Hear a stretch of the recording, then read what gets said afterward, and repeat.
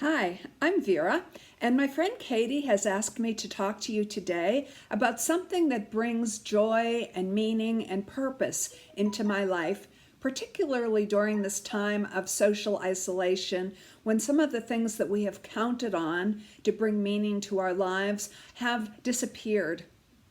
Now, for me, that purposeful thing needs to be cooking. So I'm inviting you into my kitchen today, which is my favorite room in the house. Welcome. And I'm going to talk to you a little bit about why I find such joy in cooking. Today I am baking bread, which is something that I do a couple times a week. I like to make sourdough bread because I think it's healthier and we're using wild yeast, which naturally occurs in the environment. And it's also sustainable. You don't have to buy yeast. I don't know about you, but I have found that hard to do during this time of shortages in the grocery store. So I do sourdough. This is my sourdough starter. I've named her Esmeralda because she is a member of the family. And like all the other members of our family, she needs to be fed. And so I feed her a mixture of flour and water every day. And as long as I keep her happy, she keeps us happy. I use her as the basis for my bread dough. And this is the dough that I mixed up this morning. I'm getting ready to put it in a bowl. Let's see if I've shaped it into a round shape. I'm getting ready to put it into this big mixing bowl. And I'm going to cover it and put it into the refrigerator for its bulk fermentation. So I'll actually bake the bread tomorrow. But like you, I spend a lot of time in my kitchen. And I know that during this time when we've been in isolation, cooking can really feel like a strain. I mean, who knew we were going to be locked in place and have to cook 3 meals a day, 7 days a week, and it can really start to feel pretty routine.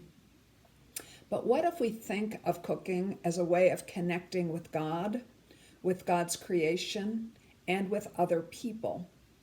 Now, in our family, we also like to garden. My husband's a big vegetable gardener, so I count on him to produce lots of vegetables, which I freeze and can and cook. And we used to feed our family for the entire year.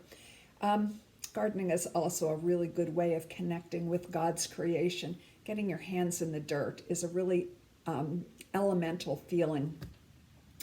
So, thinking about where your food comes from, whether it's your own garden or whether it's from a farm market or from a local farmer.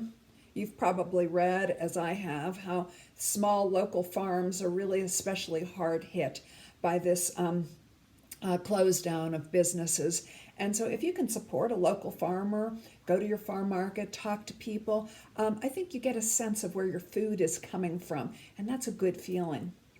Also, when you're cooking, how about thinking about the people that you're cooking for? Thinking about what their unique needs are, what their loves are, what will bring them joy.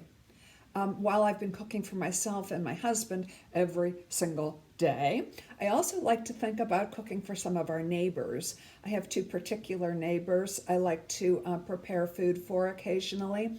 One's been having chemotherapy and she's lost her appetite, and the other has had some serious digestive problems and some abdominal surgery, so she's very limited in what she can eat. So I think about preparing things that will bring comfort and joy to those people. I also like to cook for my 96-year-old mom. She doesn't have any health problems, but she has a sweet tooth. So she loves it when I make jam or jelly or scones or bread. And when I come bearing baked goods, her face lights up and it brings joy to her life. So I believe that cooking can be more than just something we're required to do, and that's really become a chore for us during this lockdown time. If we think about connecting to where our food comes from, the God that provides it, and the people for whom we can bring joy and sustenance into their lives. So thanks for joining me in my kitchen today. Goodbye.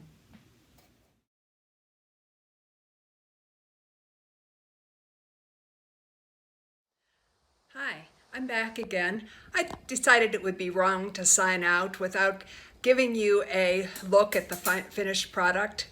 A loaf of homemade sourdough bread, fresh from the oven. I wish you could taste it.